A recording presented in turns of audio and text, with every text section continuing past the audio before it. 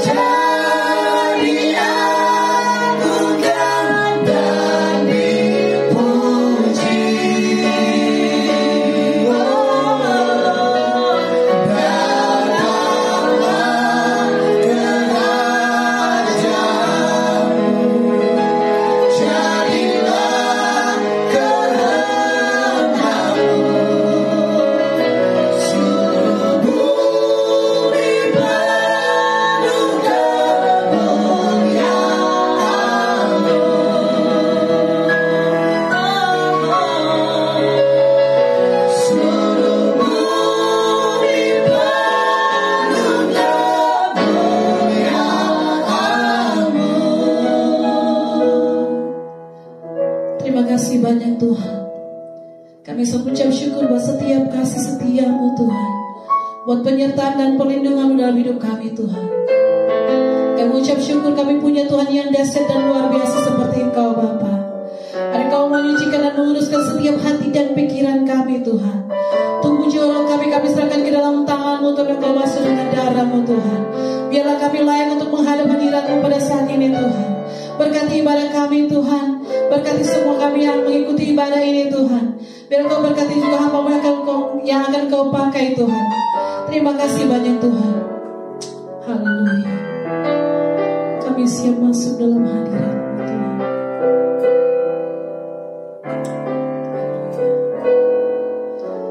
Masuk hadirat-Mu Tuhan dengan korban pujian.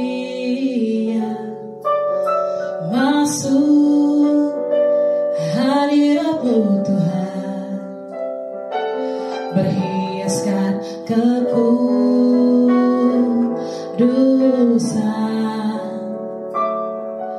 di hadapan hadirat-Mu Tuhan. Ku rasakan kedamaian di hadapan hadirat-Mu Tuhan. Ku nampak keagungan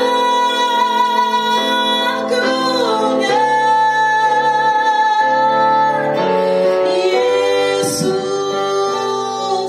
Ku sembah Kau, sujud di hadapan-Mu. Keinginan dalam hidupku hanya untuk menyembah-Mu. Mari sama-sama kita akan pujian katakan, masuk hadirat-Mu Tuhan, yes, dengan korban pujian. Masuk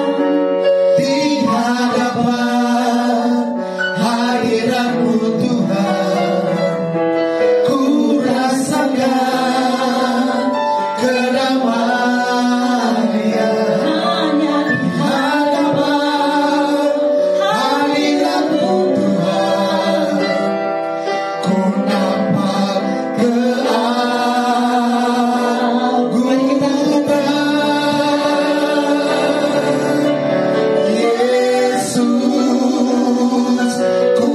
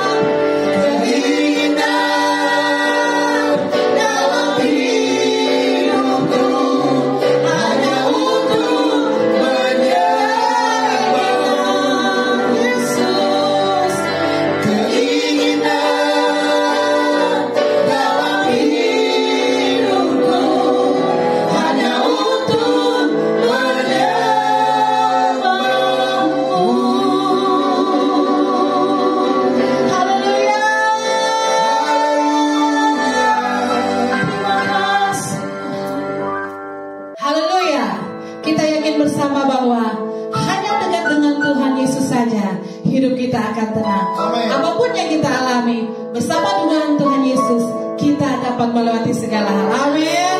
Yes, kita akan menjadi katakan hanya dengan Tuhan saja.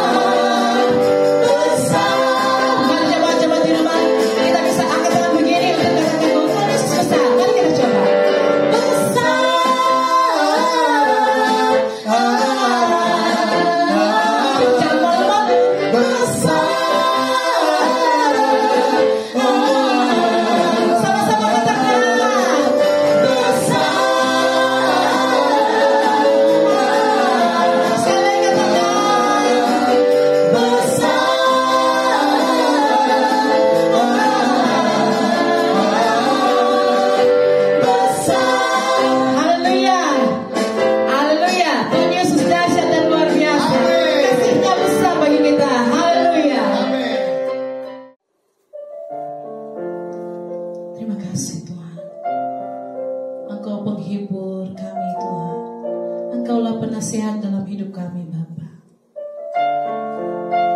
Kami bersyukur punya Tuhan yang dahsyat dan luar biasa seperti Engkau Tuhan.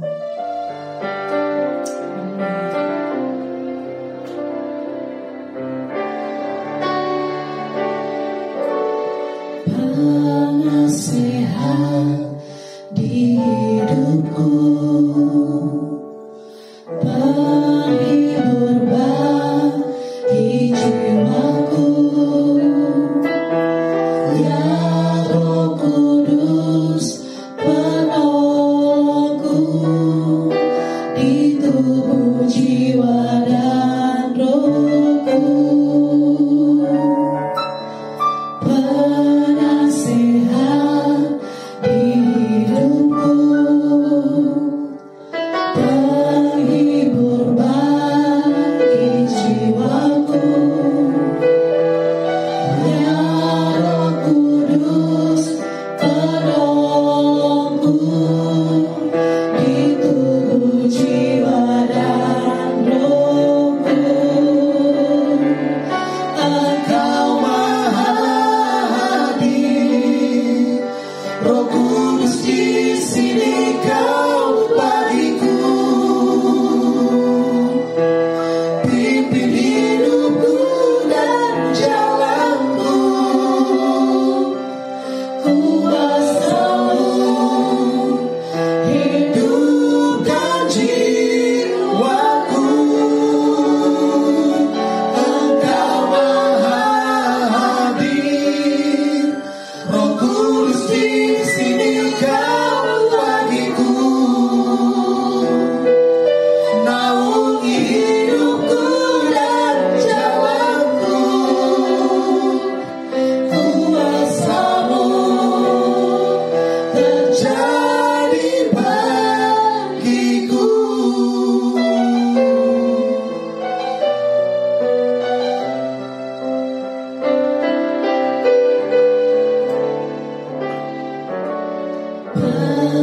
Penasehat di hidupku, penghibur bagi jiwaku, ya Roh Kudus penolongku di tubuh jiwa dan rohku.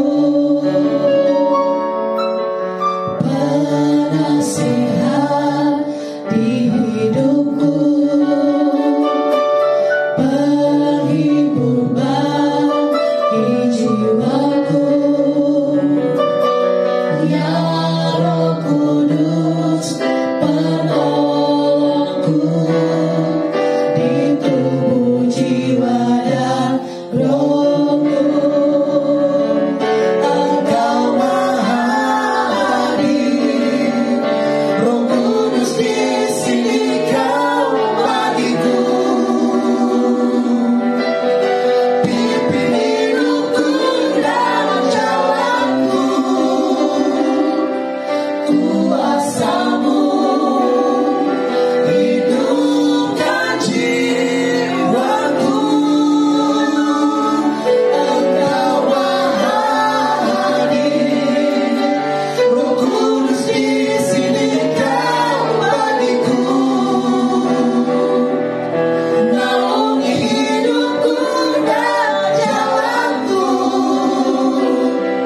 kuasa-Mu terjadi bagiku. Engkau Maha Hadir, Roh Kudus di sini Kau bagiku. Pimpin hidupku dan jalanku, kuasa-Mu hidupkan jiwaku.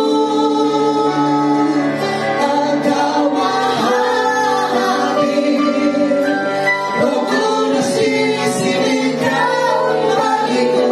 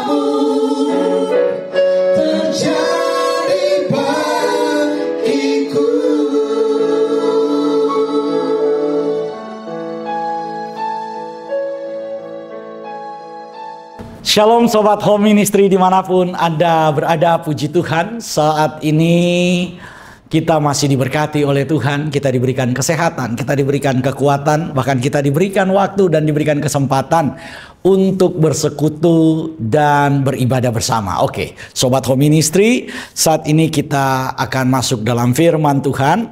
Tapi sebelumnya mari kita berdoa terlebih dahulu. Bapa yang bertakhta di dalam kerajaan sorga, kami mengucap syukur atas semua kebaikan Tuhan dalam hidup kami. Kami percaya sepanjang hidup kami ada tangan Tuhan yang menyertai kami. Ada intervensi Tuhan yang terus-menerus menuntun langkah dan kehidupan kami. Dan saat ini ya Bapa, kami rindu untuk mendengar firman-Mu. Berbicaralah kepada kami, diamkan suara hati kami. Biarlah suara Tuhan yang kami dengar saat ini. Pakai hamba-Mu. Biarlah lidah, bibir, pikiran, hati hamba-Mu ini dikendalikan oleh Tuhan. Sehingga yang keluar dari mulut, lidah, bibir hamba-Mu adalah perkataan-perkataan firman Tuhan. Oleh karena itu, ketika firman Tuhan itu diberitakan saat ini, kami percaya ada kuasa yang saat ini bekerja. Kuasa Tuhan bekerja. Yang sakit dijamah, disembuhkan oleh Tuhan di dalam nama Tuhan Yesus. Yang datang dengan beban berat diberi kelepasan oleh Tuhan di dalam nama Tuhan Yesus. Yang datang dengan berbagai macam masalah diberi jalan keluar oleh Tuhan dalam nama Tuhan Yesus. Berfirmanlah ya Tuhan, karena kami siap untuk mendengar firman-Mu. Di dalam nama Tuhan Yesus kami sambut firman-Mu. Kita yang percaya, mari berkata bersama saya, amin. Sobat Home Ministry dimanapun Anda berada, sebelum kita membaca firman Tuhan, tolong engkau tepuk kiri kananmu dan bilang ke dia, Yesus sayang kamu. Ya, bilang apa? Yesus sayang kamu. Amin. Saudara, kita adalah orang-orang yang dikasihi oleh Tuhan Yesus. Saudara tahu atau saudara tidak tahu, saudara sadar atau saudara tidak sadar dengan hal itu, saya ingin katakan kasih Tuhan Yesus tidak pernah berubah buat saudara dan saya. Dia adalah Tuhan yang mengasihi kita. Dia adalah Tuhan yang menyertai kita. Dia adalah Tuhan yang memberkati kita. Bahkan dia adalah Tuhan yang menepati semua janji-janjinya. Oleh karena itu saudara, ketika kita percaya kepada Tuhan Yesus, kita tidak salah percaya kepada Tuhan. Kita tidak salah berharap kepada Tuhan.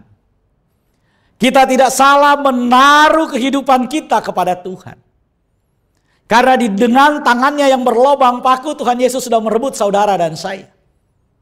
Oleh karena itu saudara, ketika Tuhan Yesus mengerjakan karya yang luar biasa, yaitu karya salib, dia menyerahkan dirinya, menyerahkan nyawanya buat saudara dan saya. Kemudian dia katakan sudah selesai. Ketika Tuhan menyerahkan nyawanya sebagai ganti nyawamu, Tuhan menyerahkan hidupnya sebagai ganti hidupmu dan saya. Saudara bisa bayangkan kehidupan Kristus yang sempurna. Hidup Yesus yang luar biasa, yang tanpa celah, ditukar dengan hidup saudara dan saya yang penuh dengan dosa. Ditukar dengan hidup saudara dan saya yang penuh dengan kesalahan. Ditukar dengan hidup saudara dan saya yang penuh dengan kecacatan. Tapi apakah kemudian karya Kristus berhenti di situ? Saya katakan tidak. Karya Kristus terus berlanjut. Karya Kristus terus bekerja. Bagaimana pekerjaan-pekerjaan Kristus itu dilanjutkan ketika Yesus sudah naik ke sorga? Pekerjaan Kristus dilanjutkan oleh Roh Kudus. Yesus tidak berhenti menyertai saudara dan saya. Oleh karena itu dia katakan bahwa dia minta kepada Bapa supaya memberi rohnya buat saudara dan saya. Saudara, ketika Tuhan Yesus mati di atas kayu salib, salah satu perkataan Tuhan Yesus di atas kayu salib adalah, Bapa, ke dalam tanganmu kuserahkan nyawaku. Yesus yang menyerahkan nyawanya. Yesus yang menyerahkan rohnya. Jadi sekali lagi saudara, bukan iblis yang merampas, tapi Yesus yang menyerahkan. Yesus bukan menyerahkan kepada iblis, tapi Yesus menyerahkan kepada Bapaknya. Sekali lagi, supaya saudara dan saya jangan salah paham. Banyak orang berpikir bahwa kematian Yesus itu adalah akhir. Kenapa? Karena Yesus kemudian menyerahkan nyawanya kepada maut. Oh, tidak. Maut tidak pernah bisa berkuasa atas Yesus. Yesus menyerahkan nyawanya secara sukarela kepada siapa? Kepada Bapaknya. Dalam kitab Ibrani dikatakan bahwa dia menyerahkan nyawanya sebagai persembahan yang hidup, yang tidak bercacat di hadapan Bapa. Saya ingin baca buat saudara. Dalam Ibrani pasal yang ke-9 ayat yang ke-14 saudara. Firman Tuhan berkata, betapa lebihnya darah Kristus yang oleh roh yang kekal telah mempersembahkan dirinya sendiri kepada Elohim sebagai persembahan yang tak bercacat, akan menyucikan hati nurani kita dari perbuatan-perbuatan yang sia-sia, supaya kita dapat beribadah kepada Elohim yang hidup. Saudara perhatikan apa yang dilakukan oleh Tuhan Yesus dengan menyerahkan nyawanya, menyerahkan rohnya kepada Bapa, supaya apa? Supaya saudara dan saya itu menjadi orang-orang yang dikuduskan, orang-orang yang disucikan, tidak bercacat, tidak bercela. Itulah yang dilakukan oleh Yesus buat saudara dan saya. Jadi kasih Yesus luar biasa. Tapi dalam semua karya pekerjaan Kristus, saudara perhatikan, Roh Kudus terlibat secara aktif dalam semua pekerjaan Kristus. Saudara, saya mau bilang, firman itu bukan roh. Roh itu bukan firman. firman dan roh bisa dibedakan. Tapi firman dan roh tidak bisa dipisahkan. Karena rohnya Yesus itu adalah Roh Kudus. Rohnya Bapa itu adalah Roh Kudus. Yesus dan Bapa ini satu. Kenapa? Karena satu roh. Yesus dan Bapa satu. Kenapa? Karena satu eksistensi.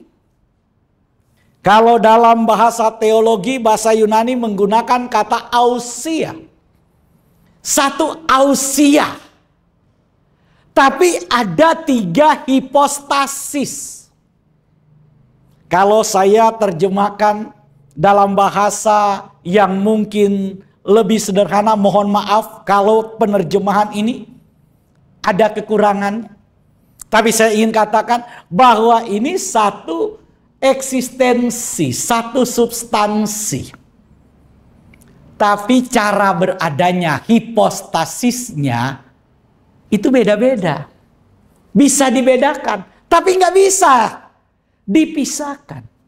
Oleh karena itu, Roh Kristus itu adalah Roh Kudus. Roh Kudus itu disebut juga sebagai Roh Kristus.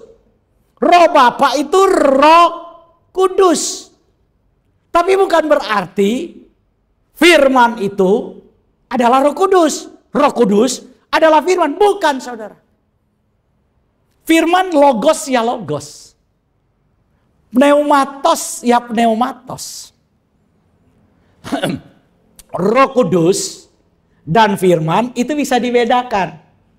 Oleh karena itu, saudara, dalam konsili Nikea itu dirumuskan bahwa Roh Kudus itu keluar dari Sang Bapa.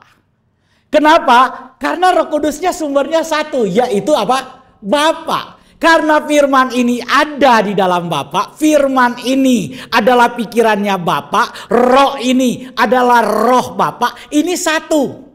Sama kayak saya kasih contoh Raymond. Ini pikiran Raymond ada di dalam Raymond, roh Raymond ada di dalam Raymond. Pikiran Raymond dan roh Raymond ini satu di dalam Raymond.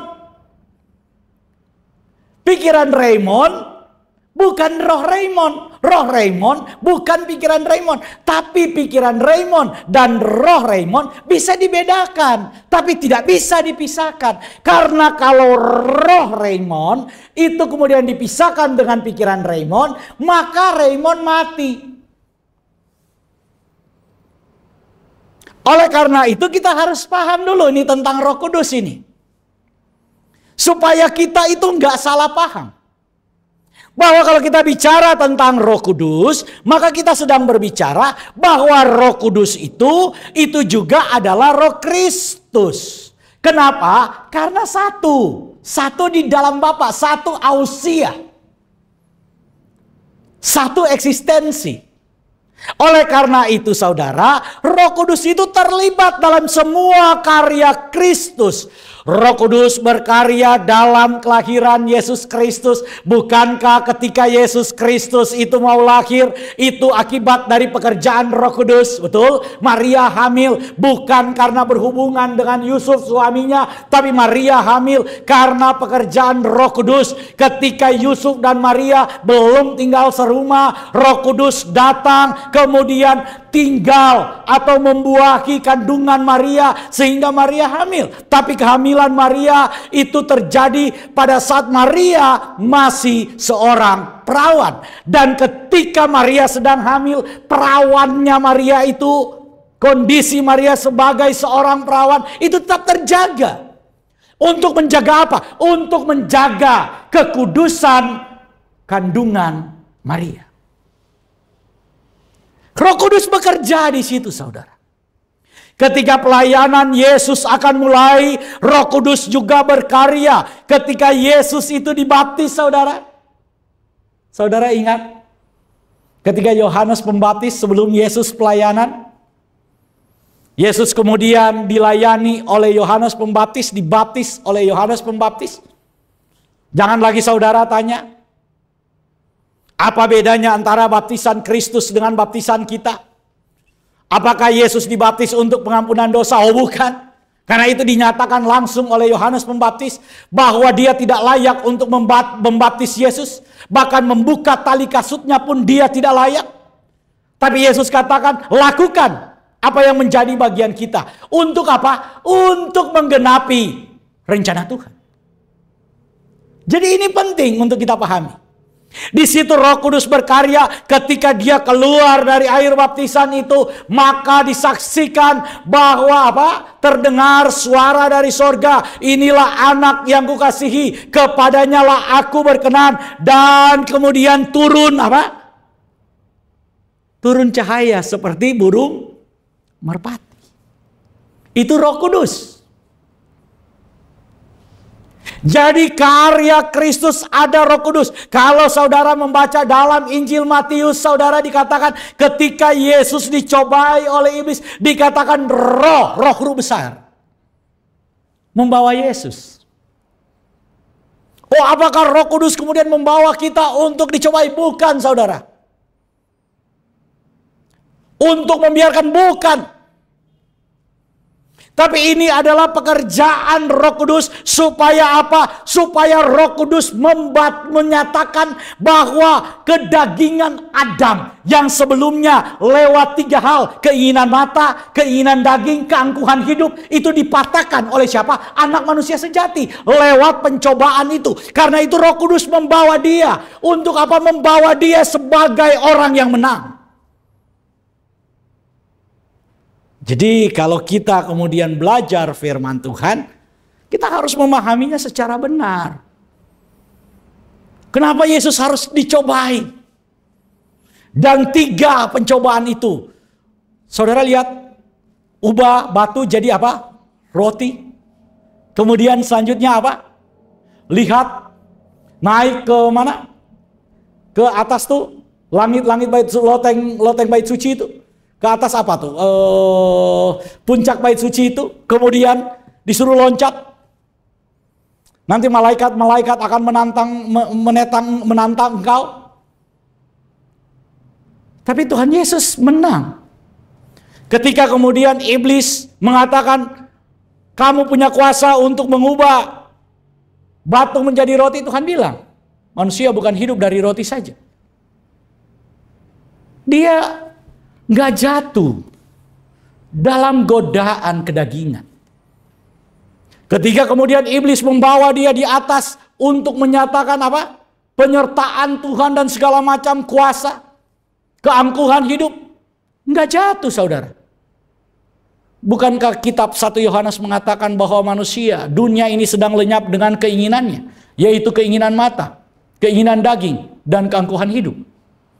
Ketika iblis membawa di atas gunung dan dikatakan, lihat, inilah kekayaan bangsa-bangsa, inilah luar biasa, aku akan memberikan kepadamu. Yesus bilang, nyala engkau iblis. Bagaimana mungkin apa yang engkau tidak punya bisa engkau berikan? Bukankah segala kuasa itu adalah milik Tuhan? Kenapa sekarang engkau klaim bahwa kuasa itu milik? Karena itu Yesus katakan, nyala engkau. Dia menang, saudara. Kegagalan Adam diganti dengan kemenangan Kristus. Dan di situ ada keterlibatan Roh Kudus.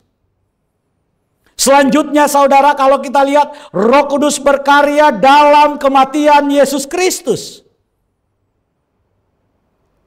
Roh Kudus berkarya dalam kematian Yesus Kristus. Selanjutnya juga Roh Kudus berkarya dalam kebangkitan Yesus Kristus.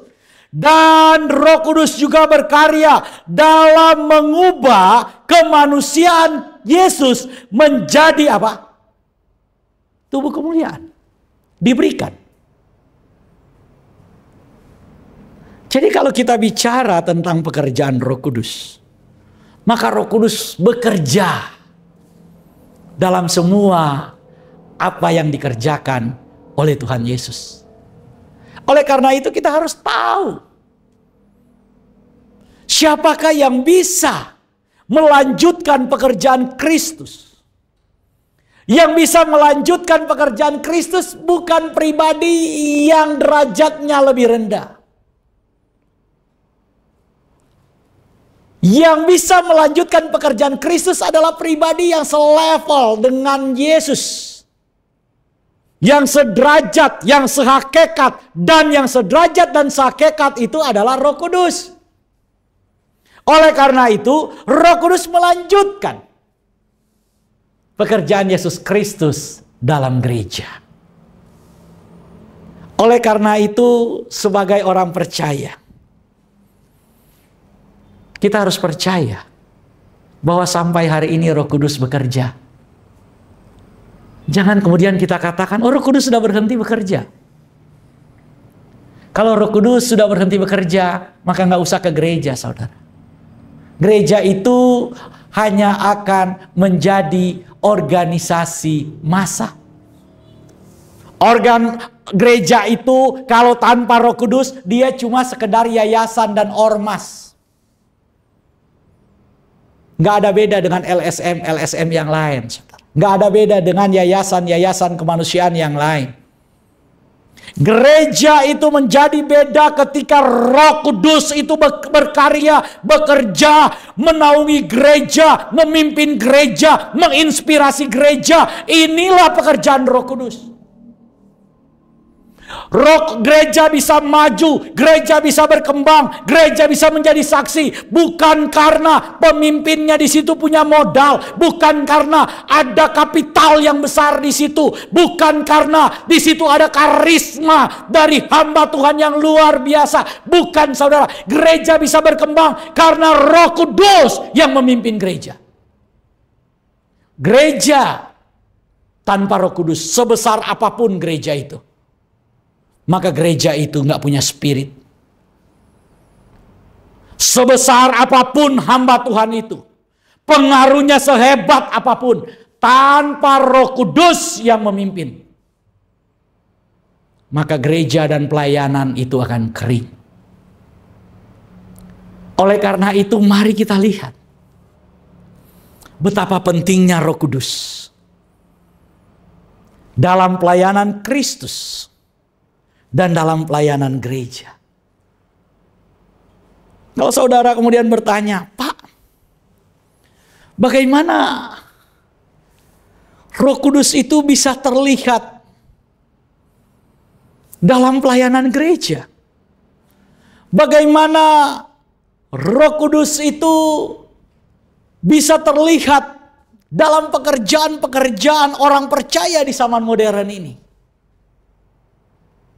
Apakah Roh Kudus itu terlihat ketika seorang hamba Tuhan itu cukup populer, punya popularitas, dia kemudian melakukan A, B, C, D dan segala macam? Saya ingin katakan kepada kita, Roh Kudus bekerja dalam pelayanan gereja modern. Itu terlihat dalam hidupmu. Itu terlihat di dalam hidup saudara dan saya. Jadi pekerjaan Roh Kudus itu jangan dilihat dalam kehidupan orang lain, tapi lihat kehidupan. Lihat kehidupan kita sendiri. Sebagai apa? Sebagai wujud pekerjaan Roh Kudus itu. Bukankah keberadaan kita sebagai orang percaya adalah bukti bahwa Roh Kudus itu masih bekerja? Bukankah keberadaan kita hari ini adalah bukti bahwa Roh Kudus itu masih aktif? Bukankah keadaan kita hari ini adalah bukti bahwa Roh Kudus itu eksis dalam perjalanan hidup orang percaya? Itulah buktinya, saudara. Ketika saudara ada hari ini, dan saudara masih bisa melakukan kehendak Tuhan, kita masih bisa melakukan penyembahan di hadapan Tuhan, kita bisa memuji, memuliakan Tuhan, kita masih bisa menyembah Tuhan, kita masih bisa bersyukur, kita masih bisa percaya. Saya ingin katakan, itu adalah pekerjaan Roh Kudus. Karena tanpa pekerjaan Roh Kudus, saudara dan saya tidak dapat berbuat apa-apa. Kalau ada yang kemudian bilang, Pak, tandanya gimana, Pak? Apakah tandanya itu kita harus kemudian punya karunia-karunia khusus? Saya bilang karunia-karunia roh itu adalah tanda pekerjaan Roh Kudus. Iya. Saudara jangan sangkal itu. Bahwa karunia-karunia itu adalah kelengkapan yang Tuhan berikan sebagai orang-orang yang diurapi oleh Tuhan.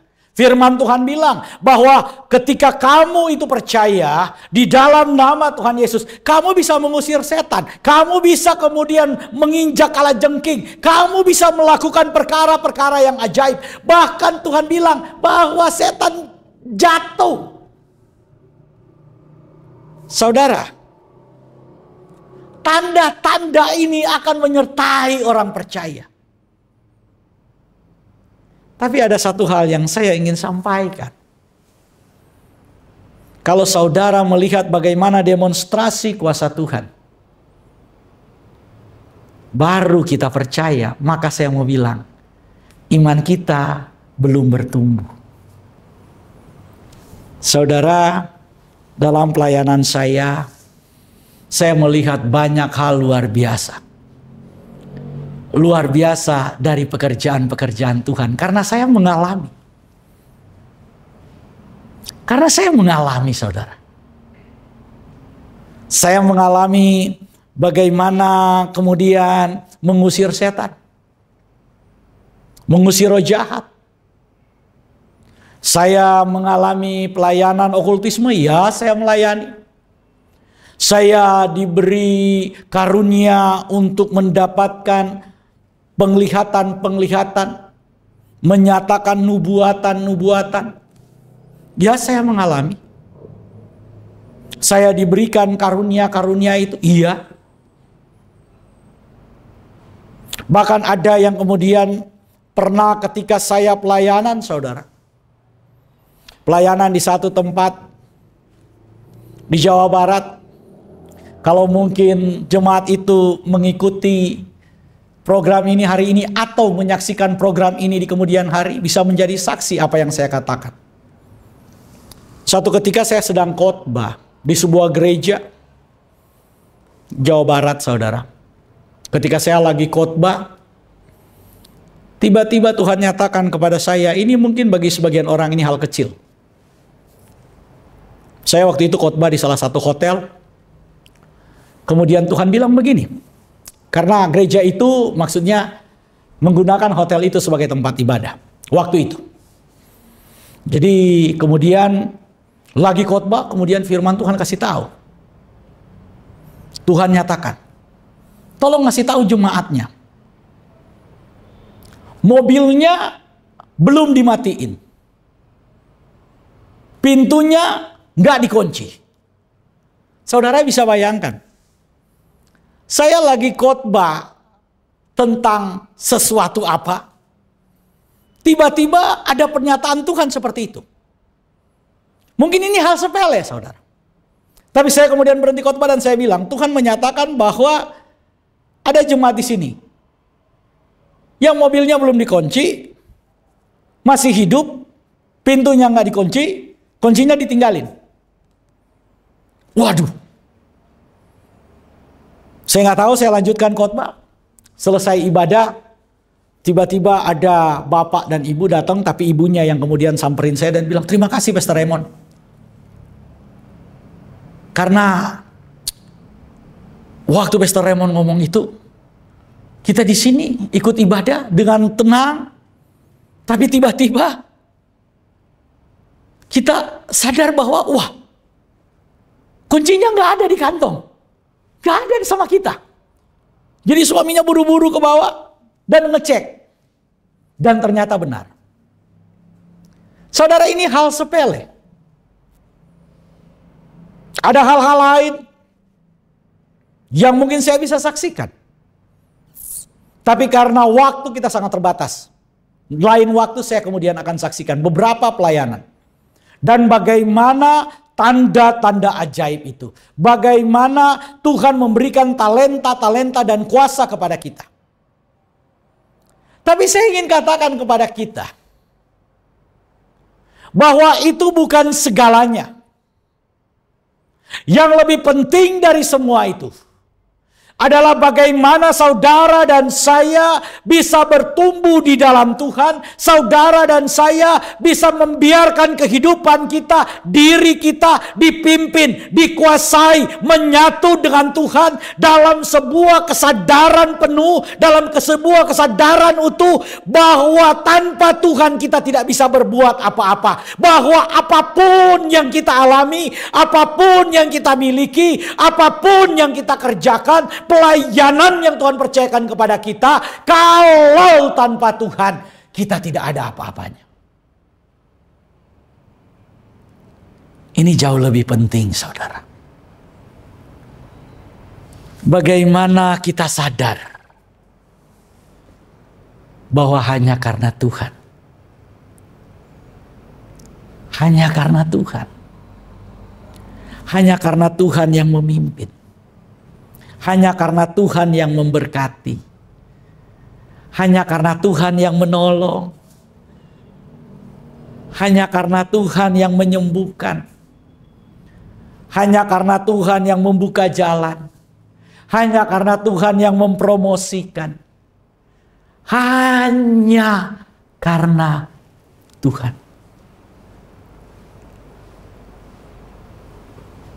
Inilah karya Roh Kudus yang saya ingin sampaikan hari ini. Kesadaran kita bahwa di luar Tuhan aku tidak dapat berbuat apa-apa. Tanpa Tuhan kita bukan siapa-siapa. Hanya karena Tuhan kita ada saat ini. Oleh karena itu, saya ingin saudara memahami, kita sadar bahwa Roh Kudus itu ada di dalam kehidupan kita untuk menggenapi karya pelayanan Kristus. Dan karya pelayanan Kristus itu adalah karya pelayanan kasih. Kasih buat saudara dan saya. Roh Kudus melanjutkan karya pelayanan kasih itu. Jadi apa yang dikerjakan oleh Roh Kudus dalam semua aspek hidup kita, dalam semua perjalanan hidup kita, itu adalah kasih. Roh Kudus tidak pernah mau mengintimidasi saudara. Karena dia adalah roh yang membebaskan. Roh yang memberikan kita kemerdekaan. Bukan roh yang mengintimidasi hidupmu. Bukan roh yang meneror hidupmu. Bukan roh yang menakut-nakuti hidupmu. Roh Kudus itu memberikan kemerdekaan untuk percaya kepada Tuhan. Roh Kudus itu memberikan kemerdekaan untuk engkau menyembah Tuhan. Kalau engkau menyembah Tuhan, menyembahlah Tuhan dengan apa yang dituntun oleh Roh Kudus itu. Ekspresikan itu karena engkau berhubungan dengan Tuhan yang pribadi. Saudara, jangan mau dibatasi orang ketika engkau mau berhubungan dengan Tuhan. Jangan mau diintimidasi dengan apapun ketika engkau mau berhubungan dengan Tuhan. Jangan mau dibatasi dengan penampilanmu ketika engkau mau berhubungan dengan Tuhan. Jangan saudara kemudian berpikir, wah saya nggak bisa ibadah karena ya saya malu pakaian saya malu dengan keadaan saya malu dengan kondisi saya malu dengan kesehatan saya malu karena saya baru jadi Kristen, saya malu karena saya kelihatan beda. Saudara, khusus buat teman-teman yang baru percaya Yesus. Jadi Kristen itu bukan engkau harus merubah gaya. Jadi Kristen itu bukan engkau harus merubah cara berpakaian. Karena kamu sudah Kristen, maka cara berpakaianmu menjadi seperti orang-orang barat. Saya pakai jas ini karena saya punya jas, saudara. Saya pakai dasi karena saya punya dasi. Ini jas saya ini jas yang dari dulu. Dan saya nggak peduli dengan orang kemudian berkata, wah, penampilannya jadul banget. Nggak ada urusan. Karena kita datang kepada Yesus. Kita datang untuk menyembah Dia. Bukan kita datang untuk pamer kepada Dia. Apa gunanya saudara datang beribadah, saudara mempersiapkan diri dandan luar biasa sampai 3 jam, 4 jam saudara dandan untuk datang ibadah di gereja. Tapi untuk ibadah, ketika saudara ibadah cuma 1 jam, saudara mulai gelisah, saudara mulai tidak nyaman, saudara mulai tidak enak. Kita bukan datang kepada Tuhan untuk pamer. Jadi ketika engkau datang beribadah, datanglah dalam keadaanmu yang terbaik. Datang dalam keadaan yang terbaik. Oh rapi, ya silakan aja rapi. Tapi kalau engkau tidak punya apa-apa, nggak usah dipaksa. Karena saya ingin katakan pada minggu yang lalu, jemaat baru ada. Yang lahir baru, benar-benar lahir baru. Baru percaya Yesus.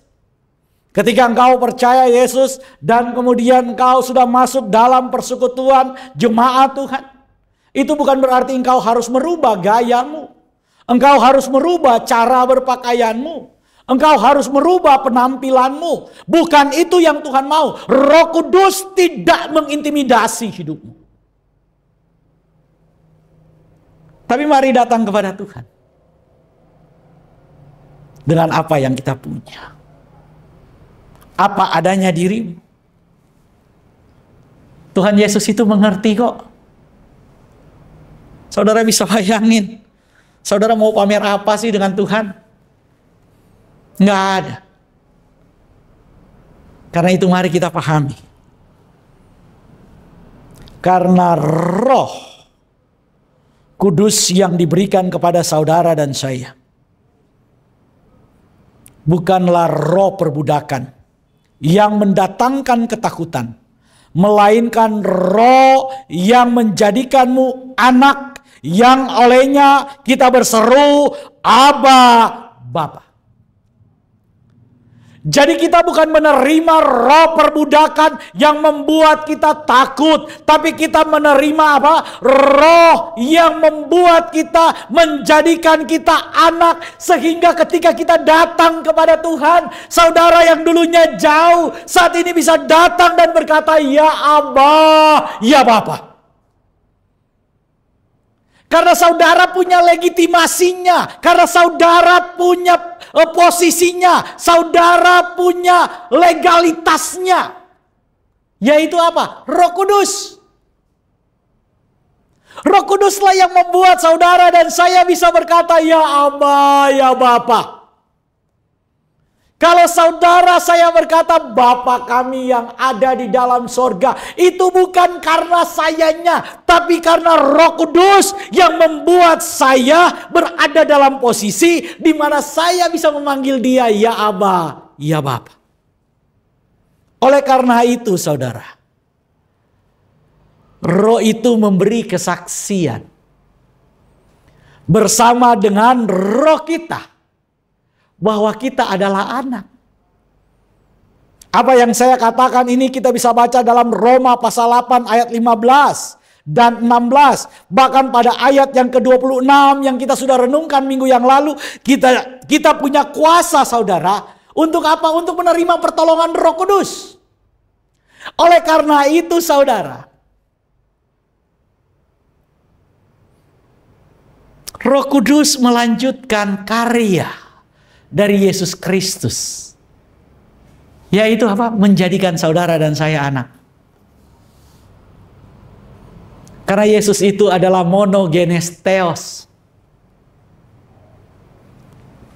Saudara, saya mau bilang, saya sudah berkali-kali khotbahkan bahwa Yesus itu genetiknya monogenes. Genetik tunggal, genetik satu-satunya yang berasal dari Bapa. Sekarang saudara dan saya diberi kuasa untuk menjadi anak. Oleh siapa? Oleh Kristus. Melalui pekerjaan Kristus diangkat saudara. Yohanes 1 ayat 12 dikatakan, barang siapa yang menerimanya diberinya kuasa untuk menjadi apa? Anak. Kemudian apa yang sudah dikerjakan oleh Yesus Kristus itu kembali saudara dikuatkan, diteguhkan oleh apa? Oleh pekerjaan Roh Kudus. Bagaimana caranya Roh Kudus itu yang ada di dalam kita, tinggal di dalam kita, menuntun kita untuk menyapa Elohim itu Bapa. Saudara, ketika dulu engkau belum percaya Yesus, bukankah Tuhan itu terasa sangat jauh? Bukankah ketika engkau berseru dan menyapa Dia, engkau menyapa Dia dengan rasa takut yang luar biasa? Bukan karena Dia menakutkan, tapi karena kita sadar bahwa kita sangat tidak layak. Tapi Roh Kudus yang diberikan kepada saudara dan saya yang tinggal di dalam kita itu memberitahukan kepada kita, panggil Dia Bapakmu. Berseru kepadanya, ya Aba, ya Bapa. Engkau tidak berjarak lagi dengan Dia. Kenapa? Karena engkau diberi kuasa menjadi anak. Engkau sudah diangkat menjadi anak. Roh itu membuat kita sadar bahwa kita ini adalah anak. Dan kita bisa berseru, ya Aba, ya Bapa. Jangan takut ketika engkau berdoa. Engkau panggil Tuhanmu Bapa. Ketika engkau berdoa, engkau panggil Dia Pa. Engkau panggil Dia Bapakmu. Untuk menyatakan relasi antara engkau yang percaya kepada Yesus menjadi tidak berjarak. 2 minggu yang lalu saya sudah khotbahkan bagaimana kita tinggal di dalam Bapa, bagaimana kita tinggal dalam Yesus. Yesus ada di dalam Bapa, Bapa ada di dalam Yesus, kita ada di dalam Yesus, Yesus ada di dalam kita. Karena itu kita ada di dalam Bapa. Perhatikan saudara, hubungan antara orang percaya, orang yang percaya kepada Yesus dengan Bapa nggak ada jarak. Karena kita nggak ada jarak, kita bisa berseru, ya Aba, ya Bapa. Dan yang bersaksi bahwa kita adalah anak itu adalah Roh Kudus. Roh Kudus memberi kesaksian, Raymond itu anak. Raymond itu bukan budak. Raymond itu adalah anak. Pastor Doni itu adalah anak. Pastor Valdo itu adalah anak. Pak Mul itu adalah anak. Semua kita yang percaya Yesus adalah anak-anaknya. Karena itu kita berseru, ya Aba, ya Bapa. Panggil Dia Bapa. Tolong aku. Bapa, kasihani aku. Bapa, lihatlah anakmu. Bapa, layakanlah anakmu. Saudara, saya sangat percaya bahwa hubungan kita yang intim sebagai bapak dan anak dijamin oleh kesaksian Roh Kudus. Dijamin oleh kesaksian Roh Kudus. Karena itu jangan takut, jangan gentar. Firman Tuhan bilang kita diberi kuasa, saudara, untuk datang berdoa dengan tidak takut dan gentar. Untuk datang berdoa menyampaikan. Dalam kitab surat 1 Yohanes itu dikatakan, kalau kita percaya bahwa doa kita didengar, maka kita percaya bahwa doa kita dijawab oleh Tuhan. Kalau kita percaya doa kita dijawab, maka kita juga harus percaya bahwa kita sudah menerima jawaban doa. Tapi sebelumnya ayatnya berkata, inilah keberanian orang percaya. Keberanian orang percaya bukan kita sok-sokan, saudara. Tapi keberanian orang percaya itu adalah keberanian yang dijamin, yang dituntun, yang dipimpin oleh Roh Kudus. Karena dia bersaksi, ini anak-anakmu ya Bapa, datang kepadamu. Jangan malu untuk datang kepada Tuhan. Jangan malu untuk menceritakan segala hal dengan Tuhan. Bukankah ketika kita datang kepada Bapa kita bisa curhat dengan Bapa kita? Bukankah Bapa kita selalu rindu menunggu kita? Nak, cerita dong nak, kamu ada masalah apa? Walaupun Bapa itu sudah tahu, tapi dia mau kita cerita aja.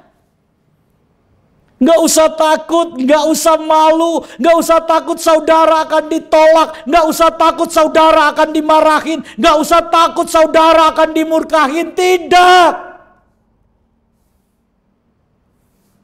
Karena dia adalah Bapa yang baik. Dan Roh Kudus yang ada di dalam kita menjamin itu buat saudara dan saya. Ketika saya ada dalam masalah, saya selalu nyaman untuk duduk dan berdoa, menceritakan masalah saya di hadapan Tuhan. Karena saya tahu Dia adalah Bapa yang mendengar. Walaupun mungkin orang lain gak mau dengar cerita kita, gak mau dengar masalah kita, lari ketika kita mulai cerita tentang masalah persoalan kita. Tapi percayalah, Bapak gak akan lari. Bapak gak akan menyepelekanmu. Bapak gak akan menolakmu. Karena ada Roh Kudus yang selalu membantumu. Ketika engkau datang, Roh Kudus itu sudah ada di samping Bapak dan kemudian bilang bersaksi di hadapan Bapak, itu anakmu. Anakmu datang. Anakmu datang. Saudara luar biasa. Ketika saudara datang di hadapan Bapak, lewat doa-doamu, maka Roh Kudus bersaksi, itu anak. Roh Kudus yang bilang, dia anak. Ketika Pak Mul datang, berdoa, di sorga Roh Kudus bersaksi, Pak Mul ini anakmu Bapak. Dia anak. Ketika Raymond datang, Roh Kudus berkata, ini anak. Jangan takut untuk datang. Buat semua teman-teman yang baru dibaptis 2 minggu yang lalu, jangan gentar. Jangan takut. Jangan mempermasalahkan penampilan. Karena menjadi percaya Yesus Itu bukan berarti engkau harus merubah gaya, penampilan, cara berpakaian. Enggak.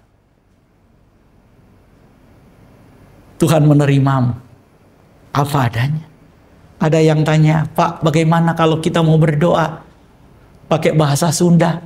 Tuhan ngerti enggak? Oh, Tuhan kita ngerti segala bahasa. Dia bukan cuma tahu satu bahasa Ibrani, enggak. Tuhan tahu segala apa? Bahasa. Jadi saudara mau pakai bahasa Sunda, saudara mau pakai bahasa Manado, saudara mau pakai bahasa Ambon, saudara bahkan mau pakai bahasa air mata. Tuhan mengerti segala bahasa. Datang kepada Tuhan. Karena ada Roh Kudus yang bersaksi buat saudara dan saya. Ini anak. Buat anak-anak Tuhan Yesus, diberkatilah hidup. Dijawablah semua doa. Disembuhkanlah semua sakit penyakitmu. Dalam nama Tuhan Yesus. Sekali lagi, engkau anak. Mari bilang, engkau anak bukan budak. Bilang. Iya. Engkau anak bukan apa? Budak. Tuhan Yesus memberkati. Kita berdoa. Ya Aba, ya Bapa, inilah kami semua anak-anak-Mu. Semua kami yang berkumpul di tempat ini adalah milik kepunyaan-Mu. Terima kasih ya Roh Kudus. Karena Roh Kudus yang bersaksi buat kami. Roh Kudus yang memberikan kami kuasa untuk berseru ya Aba, ya Bapa. Biarlah kesadaran yang Roh Kudus berikan kepada kami itu membuat kami sadar dan makin dekat dengan Tuhan. Makin dekat dan makin nyaman dengan Tuhan. Tolong kami dalam setiap masalah kami. Tolong kami dalam setiap pergumulan kami. Kami hanya mau katakan kami mengasihi Tuhan Yesus. Kami mengasihi Roh Kudus, kami mengasihi Engkau ya Bapa. Di dalam nama Tuhan Yesus, biarlah semua janji dan kegenapan Tuhan itu memenuhi kehidupan kami. Biarlah kuasa Roh Kudus saat ini bekerja, mengurapi kami, memenuhi kami dengan kuasa Roh Kudus. Mengalirlah kuasa Roh Kudus, mengalirlah di tempat ini, mengalirlah oh Roh Kudus, pulihkanku. Mengalirlah kuasa Roh Kudus, mengalirlah di tempat ini, mengalirlah oh Roh Kudus, pulihkanku.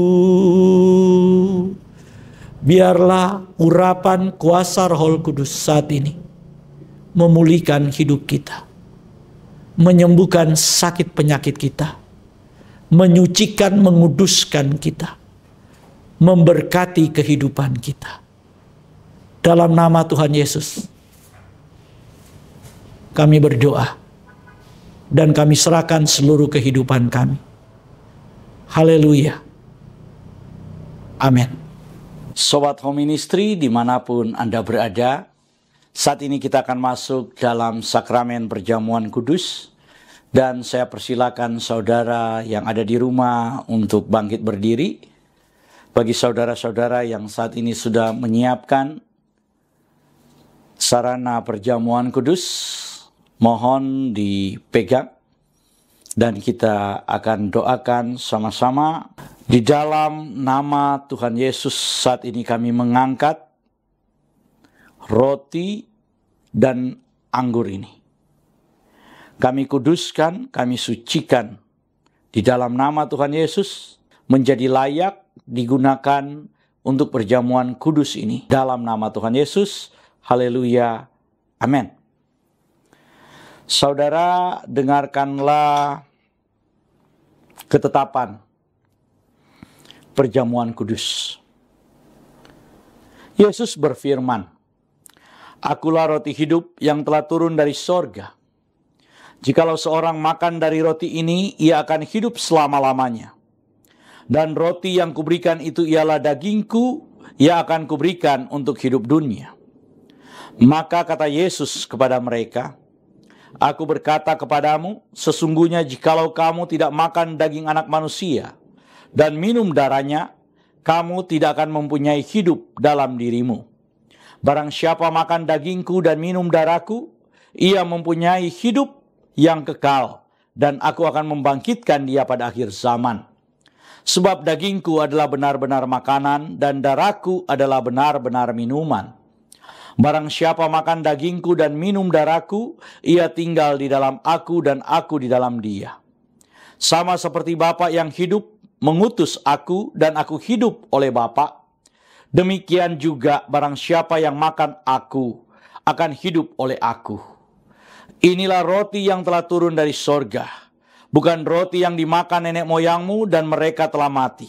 Barang siapa makan roti ini, ia akan hidup selama-lamanya." Dan ketika mereka sedang makan, Yesus mengambil roti, mengucap syukur, memecah-mecahkannya, lalu memberikan kepada murid-muridnya dan berkata, "Ambillah, makanlah, inilah tubuhku." Sesudah itu Tuhan Yesus mengambil cawan, mengucap syukur, lalu memberikannya kepada mereka sambil berkata, "Minumlah kamu semua dari cawan ini, sebab inilah darahku, darah perjanjian yang ditumpahkan bagi banyak orang untuk pengampunan dosa." Kalau saudara percaya bahwa roti dan anggur ini adalah penyatuan dengan tubuh Tuhan Yesus Kristus, mari kita angkat lebih tinggi dari kepala kita. Dan mari kita sama-sama mengaku, dalam nama Tuhan Yesus, saya percaya inilah tubuh dan darah Tuhan Yesus. Kalau saya makan tubuh Tuhan Yesus Kristus dan minum darah Tuhan Yesus, maka saya percaya semua dosa-dosa saya telah diampuni oleh Tuhan. Saya percaya kalau saya makan tubuh Tuhan Yesus dan minum darah Tuhan Yesus, maka semua kutuk telah dipatahkan. Saya percaya kalau saya makan tubuh dan minum darah Tuhan Yesus, maka semua sakit penyakit saya telah disembuhkan.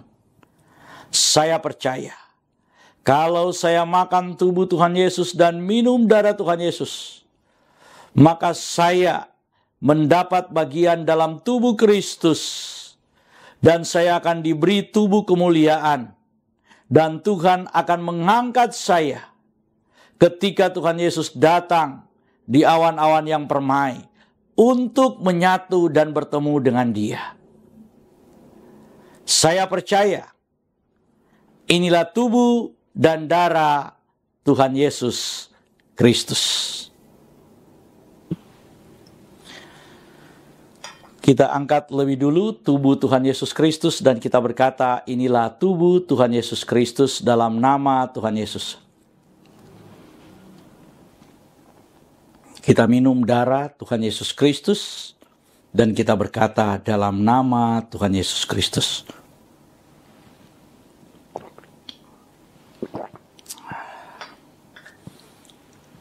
Mari kita mengucap syukur bersama-sama.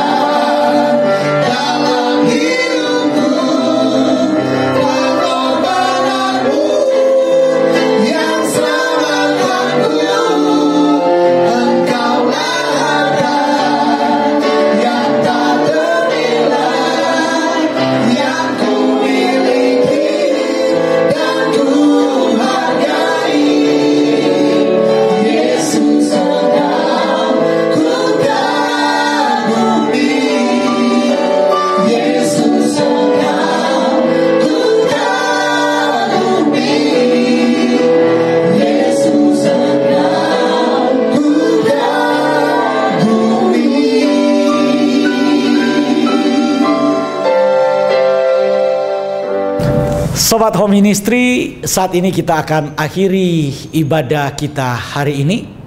Ibadah yang luar biasa, di mana kita merayakan hari pencurahan Roh Kudus. Tapi sekali lagi, di akhir ibadah ini saya ingin mengucapkan selamat buat semua jemaat Home Ministry yang kemarin sudah melaksanakan sakramen baptisan kudus. Kami ucapkan selamat hidup di dalam Tuhan, hidup bahagia dalam semua kepenuhan ilahi yang Tuhan janjikan buat kita. Tetap teguh di dalam iman, tetap percaya apapun pergumulan kita, apapun persoalan kita, harus diingat ada Tuhan yang menyertai kita, ada Roh Kudus yang selalu bersama kita. Saya undang untuk bangkit berdiri. Kita akan menerima berkat Tuhan. Jemaat Tuhan, milik Tuhan, angkatlah kedua belah tanganmu, arahkanlah hati dan pikiranmu, dan terimalah berkat Tuhan. Di dalam nama Tuhan Yesus, diberkatilah hidupmu, diberkatilah rumah tempat tinggalmu, diberkatilah keluarga, suami, istri, anak-anak, bahkan cucu-cucumu. Diberkatilah sumber-sumber mata pencarian, penghasilan, pekerjaan, dan karirmu. Diberkatilah tubuh jasmani dan kesehatanmu. Dan diberkatilah pertumbuhan rohanimu. Biarlah semua berkat dari Bapa Sorgawi, Bapa Yahweh namanya, cinta kasih dari Tuhan kita Yesus Kristus, Yeshua HaMashiach, dan persekutuan dengan Roh-Nya yang kudus, Ruach HaKodes, menyertai kita semua mulai dari sekarang sampai selama-lamanya. Kita yang percaya diberkati oleh Tuhan dan menerima berkat Tuhan ini, mari berkata bersama saya, amin.